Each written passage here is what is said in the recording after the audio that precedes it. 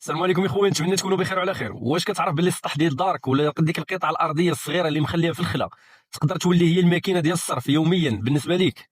بزاف كيسحب ليهم باللي تربيه الدجاج غير التشتيت ديال النخاله، ولكن الحقيقه هي مشروع ذهبي الا عرفتي تختار السلاله وتحسبها بالورقه والقلم. اليوم غادي نشرح لك الفرق بين الدجاج البلدي والفيومي، وشكون فيهم اللي غيعمر لك الجيب في وقت وجيز، وغنعطيك الحساب الصافي ديال الارباح والمصاريف باش تبدا وانت عارف فين كتحط رجليك. ركز معايا حيت في الاخر غادي نعطيك واحد السر كيديروا المحترفين باش يطيحوا الثمن ديال العلف.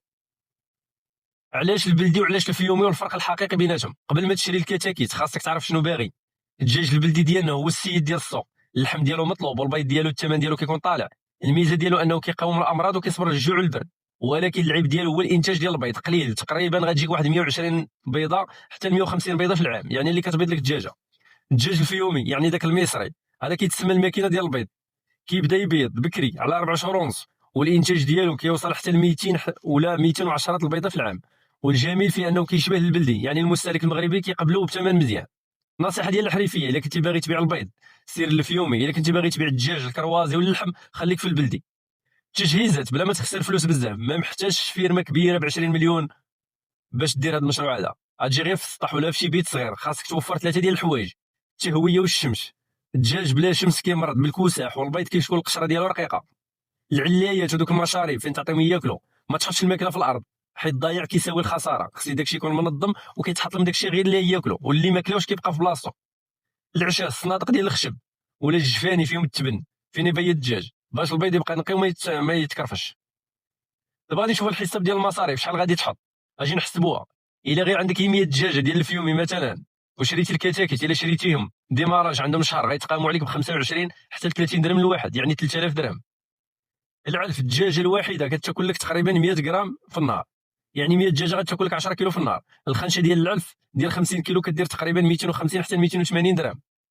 الادويه والتحسينات حسب واحد 500 درهم في العام ديال الفيتامينات والتحسينات ضد نيوكاسل والرومبورو. دابا غنشوفوا الارباح شحال غتدخل. دابا الا عندك غير 100 دجاجه ديال الفيومي وتهليتي فيهم غيعطوك تقريبا 80 بيضه في النهار. البيض 80 بيضه في النهار، الثمن المتوسط ديالو باش تبيعو الجمله هو درهم و30، يعني 26 ريال. غتجيك واحد 104 درهم في النهار. في الشهر الا ضربنا 104 درهم في 30 غتجيك 3120 درهم. نقص من العلف 10 كيلو في النهار، 30 مضروبه في 30 يوم غتجيك 300 كيلو، يعني 6 الخناشي. 6 الخناشي ضرب في 260 درهم غتجيك 1560 درهم. الربح الصافي يعني هو 3120 درهم، ونقصنا منه 1560 درهم غتجينا 1560 درهم اللي غتبقى صافيه في جيبك. هذه من غير من 100 دجاجه فقط، يعني الربح ديال 100 دجاجه.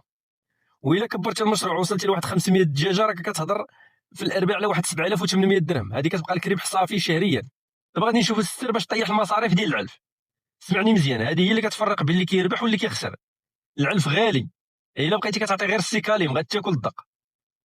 السر هو تنوع، بقى تجيب دوك البقايا ديال الخضر والفواكه، تواصل مع دوك الخضاره في السوق يبقاو يخليو لك ديك الخضره اللي كتشيطو او داكشي اللي كيتقطع او داكشي اللي كيخماج، داكشي اللي كيطرمى كامل راه هو الكنز بالنسبه للدجاج. غادي تزيد الخبز الكارم فزقو عطيه لهم، كيشبع ومفيد بالنسبه لهم هما. زيدوا من داك الشعير اللي كيكون منبت، الا عندك واحد المساحه صغيره نبت الشعير. هذا الشعير هذا راه كيعطي فيتامينات طالع وكيشبع الدجاج بقل الثمن. هاد الحوايج كيطيحوا لك الميزانيه ديال العلف حتى 40%، وهذيك 40% اللي وفرتي راه ربح صافي كيتزاد لك مع الارباح ديالك. انا نعطيك واحد الاخطاء رد بالك منها باش ما يموتلكش الدجاج. اكبر غلط هو الزحام. الدجاج الا كان مزحوم كيبدا ينقض بعضياته، يعني كيبقى يفترس بعضياته حتى كيبقى يقتل بعضياته. ثاني غلط هو البرد والقرقره. السده ديال الليل خاصك تكون محميه من البرد، يعني ديما طرق عليهم وما يكونش داك الكولوندير كيدور. ثالث غلط هو الماء الموسخ. الماء اللي خاصو يتبدل يوميا حيت هذاك هو المصدر الاول ديال الامراض. الا بقى يتوسخ وكيبقاو يشربوا منه كيمرضوا دغيا. في الختام غادي نقول لك هذا المشروع ديال الدجاج البلدي ولا الفيومي هو مشروع ديال النفس الطويل. الا صبرتي معه وكبرتي حبه حبه غيولي هو الصالير ديالك القار. الا بغيتوني ندير لكم فيديو تطبيق نصور لكم فيه احسن انواع ديال العلافات والماركات ديال العلف اللي كنصربوا بها الدجاج فين يبيض، خليوها ليا في التعاليق. وما تنساوش باللي المال كيبغي الموال، يعني تهلا في دجاجك يتهلا في جيبك. نشوفكم فيديو جاي، اتهلاو.